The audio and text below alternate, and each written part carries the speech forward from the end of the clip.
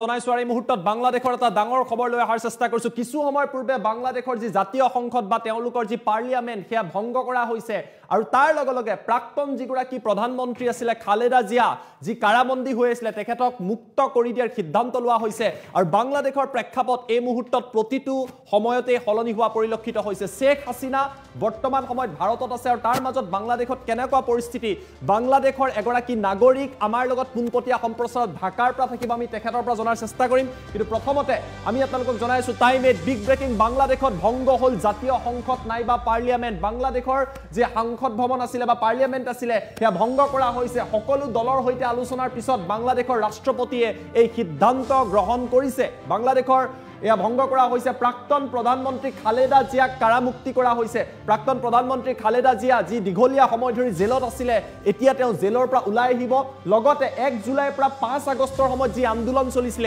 এই আন্দোলনৰ সময়ত বহু ছাত্ৰ ছাত্ৰীক শেখ হাসিনাৰ চৰকাৰে গ্ৰেপ্তাৰ কৰিছিল সেই সকলকো কাৰামুক্ত কৰাৰ সিদ্ধান্ত গ্ৰহণ কৰা হৈছে শেখ হাসিনা বৰ্তমান সময়ত ভাৰতত আছে পৰৱৰ্তী পৰ্যায়ত তেওঁ ইউনাইটেড কিংডম নাইবা ফিনলেণ্ডলৈ যাব পাৰে তাক লৈ আলোচনা চলি আছে ইফালে বাংলাদেশত অন্তৱৰ্তীকালীন চৰকাৰ গঠনৰ যুঁজা চলাই থকা হৈছে কিন্তু আটাইতকৈ ডাঙৰ প্ৰশ্নটো যে ভাৰতত ইয়াক লৈ প্ৰভাৱ পৰিছে ভাৰতত ইয়াক লৈ জৰুৰী বৈঠক অনুষ্ঠিত হৈছে আজি কিছু সময় পূৰ্বে ৰাজ্যসভাত বিদেশ মন্ত্ৰী এছ জয়শংকৰে নিজৰ বক্তব্য দাঙি ধৰে আৰু কিছু সময়ৰ পিছতে লোকসভাতো বিদেশ মন্ত্ৰী গৰাকীয়ে বাংলাদেশৰ প্ৰসংগত ভাৰতৰ স্থিতি দাঙি ধৰাৰ সম্ভাৱনা আছে অৱশ্যে বাংলাদেশত থকা সংখ্যালঘু বিভিন্ন প্ৰান্তত শংকিত হৈ আছে কালি নিখাৰ ভাগত কেইবাটাও প্ৰান্তত বিক্ষিপ্ত ঘটনা সংঘটিত হোৱাৰ খবৰ আহি পৰিছিল অৱশ্যে ইয়াৰ মাজত একাংশ ভাল খবৰো আহিছে যে তাত থকা স্থানীয় লোকসকলে মাদ্ৰাছাৰ লোকসকলে বা স্থানীয় একাংশ লোকে এই মন্দিৰসমূহ বা অন্যান্য প্ৰান্তত তেওঁলোকে নিখাৰ ভাগত সুৰক্ষা দিয়াও পৰিলক্ষিত হৈছে কিন্তু বাংলাদেশৰ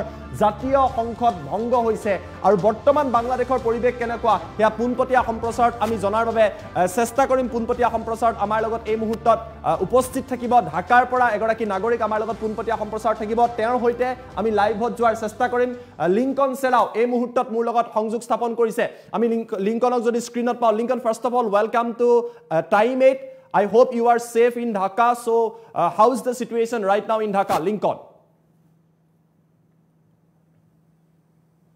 Okay hello Dev বাংলাদেশের যে কালকে প্রধানমন্ত্রী পদত্যাগ করার পরে যে অবস্থা ছিল সেটাতে আমরা যে ভয়টা সব সময় মাইনরিটি হিসেবে পেয়ে যাচ্ছিলাম যেটার আশঙ্কা করছিলাম সেটা অনেকটা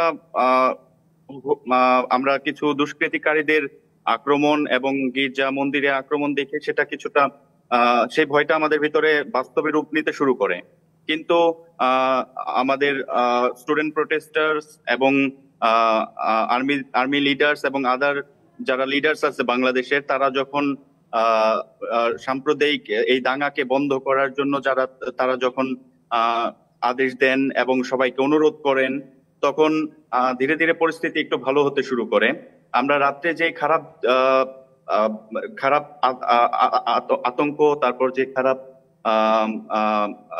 যে ভাবটা চিন্তা করছিলাম ঠিক সেরকমটা হয়নি আমরা দেখেছি যে মাদ্রাসা তারপর আরো অনেক মুসলিম কমিউনিটির মানুষ এসে গির্জা এবং মন্দির এগুলো তারা প্রোটেকশন দেয় তারা ওখানে নিজেরা নামাজ পড়ে এবং সারা রাত এটা অনেক পজিটিভ দিক So you এবং yourself এখন আপাতত পরিস্থিতি আমাদের ভালো হয়েছে এবং আমরা মোটামুটি আশা করছি যে পরিস্থিতি ভালো থাকবে এবং এরকম থাকবে যদি আমাদের লিডার্সরা ভালো ডিসিশন নিতে পারে তাহলে আমরা একটা সুন্দর বাংলাদেশ দেখবো এই স্টুডেন্টদের হাত ধরে Yes, Lincoln, you yourself being a minority, being a Christian in Bangladesh, we have heard a lot of news about Hindu temples being vandalized or targeted. So right now you are saying that the situation is becoming a bit more normal, that people are coming for help. So it's a good sign for Bangladesh? They are helping the minorities now, Lincoln? You know, like internet is not that stable yet. So Can I get the question again? Yeah, but so you are saying that people are helping the minorities right now. So you being yourself a minority, how do you feel right now at Bangladesh? You can explain in Bangla and English as well. Lincoln, if you can hear me. is stable, but not that stable yet. We are just expecting it will be more stable if the leaders take good decision. If they want that this religious discrimination on happen, and people will act in good way. Okay, so I want to know from you, yesterday we have seen a lot of protests, lot of vandalism going on. People are targeting different political parties, different religious group, minorities. So right now you are saying that Bangladesh, although it's not stable, but the situation is slowly like developing, slowly it is getting better. We can say that, or you have to wait for that?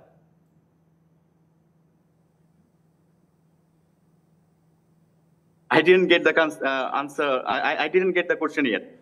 Lincoln, is the situation in Bangladesh, is it now slowly getting stable? It's broken. I can't hear you properly. Okay, there might be a network issue. If we'll try to reconnect Lincoln. Lincoln, I am asking, how is the situation right now at Bangladesh, if you can hear me?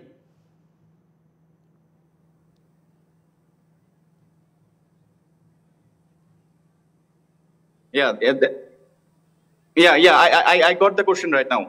Okay. The পরিস্থিতি এখন মোটামুটি ভালো আছে। এখন আমরা যেটা দেখলাম যে কি বলে ইন্টারিম সরকার, অন্তর্বর্তীকালীন সরকারের একটা ঘোষণা আসতেছে, খুব তাড়াতাড়ি এটা আসবে, এবং আমরা আশা করি এই অন্তর্বর্তীকালীন সরকার একটা ভালো দিক নির্দেশনা নিয়ে আসবে। পরবর্তীতে আমরা কিভাবে চলতে পারি, পরবর্তীতে কিভাবে একটা দেশ সুন্দরভাবে তাদের কার্যক্রম এবং ল এন্ড অর্ডার যেন ফেরত আসে, তার জন্য যে কাজগুলো আমরা বর্তমান পরিস্থিতিতে যেটা দেখলাম, আমাদের সাবেক প্রধানমন্ত্রী খালেদা জিয়াকে মুক্তি দেওয়া হয়েছে, এবং আমরা যেটা জানি যে আইসিটি মিনিস্টার পলক ইন্ডিয়া যাওয়ার সময় তাকে এয়ারপোর্টে অ্যারেস্টেড করা হয়েছে। এবং বর্তমানে আমরা রাস্তাঘাটে যেটা দেখছি যে কিছু কিছু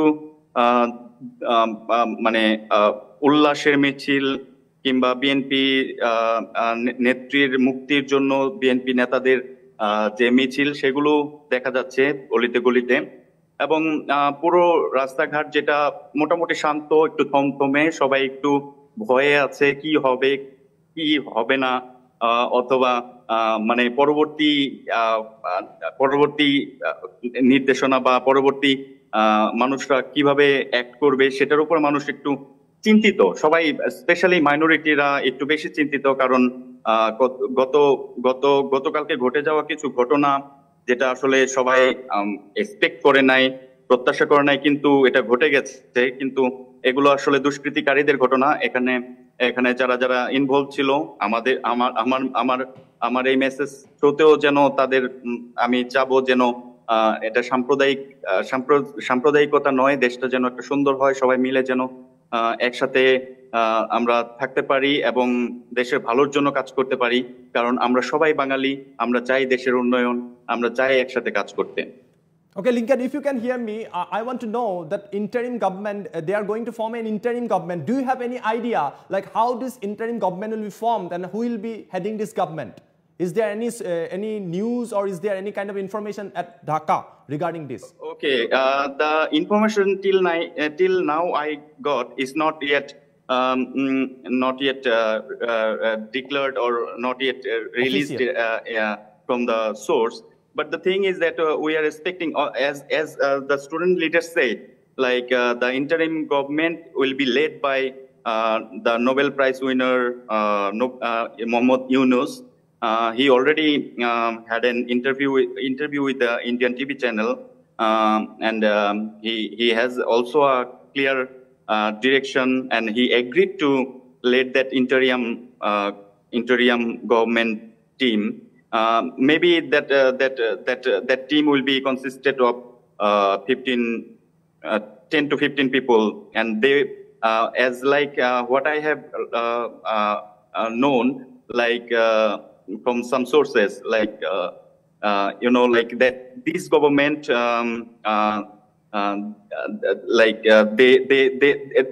the team, the student protesters, included the name. The list has the list is very inclusive. There are so many.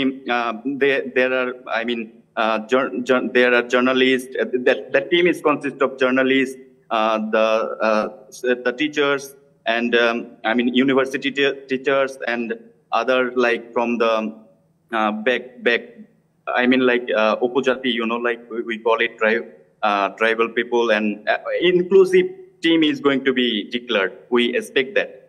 Okay, thank you, Lincoln. Thank you and stay safe. এয়া আছিল লিংকন সেনাওতে ঢাকাৰ পৰা আমাক সকলো কথা বৰ্ণনা কৰিছে, কিয়নো বাংলাদেশত ভংগ হৈছে জাতীয় সংসদ, তাৰ মাজতে প্ৰাক্তন প্ৰধানমন্ত্ৰী খালেদা জিয়াক কাৰামুক্তি কৰি দিয়া হৈছে। অন্তৱৰ্তীকালীন চৰকাৰ গঠন হ'বলৈ গৈ আছে আৰু চৰ্চা চলিছে নোবেল বঁটা বিজয়ী বাংলাদেশৰ ইকনমিষ্ট ডক্টৰ মোহাম্মদ ইউছুফে হয়তো এই চৰকাৰক আগুৱাই লৈ যাব পাৰে। যিসকল ছাত্ৰ ছাত্ৰীয়ে প্ৰতিবাদ কৰিছিলে, প্ৰতিবাদকাৰী ছাত্ৰ ছাত্ৰীয়ে কৈছে যে ৰাজনৈতিক নেতাসকলক ইয়াৰ পৰা আঁতৰাই ৰাখিব লাগে আৰু অন্তৱৰ্তীকালীন চৰকাৰখন হয়তো 10ৰ পৰা 18 জনীয়া হ'ব পাৰে। য'ত চৰ্চা চলিছে দুগৰাকীকৈ বাংলাদেশৰ হিন্দুকো ইয়াত হয়তো স্থান দিয়া হ'ব পাৰে। অন্তৱৰ্তীকালীন চৰকাৰ এতিয়া গঠন হোৱাৰ পথ প্ৰশস্ত হৈ পৰিছে। বাংলাদেশৰ জাতীয় সংসদ কিছু সময় পূৰ্বে ভংগ কৰা হৈছে আৰু বাংলাদেশৰ ঢাকাৰ পৰা লিংকন সেৰাও, যিগৰাকী বাংলাদেশতে থাকে, এগৰাকী খ্ৰীষ্টিয়ান ধৰ্মাৱলম্বী, তেওঁ সংখ্যালঘু, তেওঁ উল্লেখ কৰিছে যে সংখ্যালঘু লোকসকল তাত থকা যথেষ্ট চিন্তিত হৈ আছিলে। কালি নিশাৰ ভাগত কেইবাটাও প্ৰান্তত বিক্ষিপ্ত ঘটনা হৈছে। অৱশ্যে আজি পৰিস্থিতি সামান্যৰূপে উন্নত হোৱা বুলি তেওঁ উল্লেখ কৰিছে, কিন্তু বৰ্তমান সময়তো লোকসকল চিন্তিত হৈ আছে যে বাংলাদেশ কোন দিশে যাব, অন্তৱৰ্তীকালীন চৰকাৰ বা ইণ্টাৰিম চৰকাৰে কি ব্যৱস্থা ল'ব, তাক লৈ চৰ্চা চলিছে। খালেদা জিয়া, বিএনপিৰ যিগৰাকী নেত্ৰী আছিলে, শেখ হাছিনাই যাক জেলত ভৰাই থৈছিলে, তেওঁ ওলাই আহিছে। তেওঁ ওলাই অহাৰ পাছত বাংলাদেশৰ পৰিৱেশ পৰিস্থিতি কেনেকুৱা হ'ব, জামাতে ইছলামী, হেফাজতে বাংলা, যিসমূহ দল সংগঠন আছে, তেওঁলোকে কি প্ৰভাৱ পেলাব, তাক লৈ বহু প্ৰশ্ন আছে। আৰু আটাইতকৈ ডাঙৰ কথা যে বাংলাদেশৰ সংখ্যালঘু যিসকল নাগৰিক আছে, তেওঁলোক কিমান সুৰক্ষিত হৈ থাকিব বৰ্তমান সময়ত বাংলাদেশত, এনেকুৱা বহু প্ৰশ্নৰ অৱতাৰণা হৈছে। আৰু আমি আপোনালোকক দেখুৱাইছোঁ যে বাংলাদেশত ভাৰত বাংলাদেশ সীমান্তত কটকটীয়া নিৰাপত্তা ব্যৱস্থা গঢ়ি তোলা হৈছে, চেঞ্চিটিভ জোন হিচাপে ঘোষণা কৰা হৈছে। বিএছএফে কটকটীয়া নিৰাপত্তা দি আছে, কিয়নো চুবুৰীয়া ৰাষ্ট্ৰ বাংলাদেশত ধাৰাবাহিকভাৱে এটাৰ পিছত আনটাকৈ পৰিৱেশ পৰিৱৰ্তন হৈছে। আৰু বাংলাদেশৰ ঢাকাৰ পৰা এগৰাকী নাগৰিকে বৰ্ণনা কৰিলে, সংখ্যালঘু নাগৰিকে বৰ্ণনা কৰিলে যে তেওঁলোক কি অৱস্থাত তাত থাকিবলগীয়া হৈছে। আশা কৰিছোঁ দেশখনলৈ শান্তি উভতি আহক, মিলা প্ৰীতিৰ মাজেৰে সকলো থাকক। শেখ হাছিনা বৰ্তমান সময়ত ভাৰতত আছে, খালেদা জিয়াক কাৰামুক্তি কৰি দিয়া হৈছে। গতিকে বাংলাদেশৰ ৰাজনৈতিক পৰিৱৰ্তন, ছাত্ৰ ছাত্ৰীসকলৰ প্ৰতিবাদৰ পাছত এইদৰে সলনি হোৱা পৰিলক্ষিত হৈছে। অন্তৱৰ্তীকালীন চৰকাৰ অহাৰ পিছত কেনে পৰিৱেশে বাংলাদেশত বিৰাজ কৰিব আৰু জনতাৰ ওপৰত তাৰ কি প্ৰভাৱ পৰিব, সেয়া অতিকৈ লক্ষণীয় হিচাপে বিবেচিত হ'ব।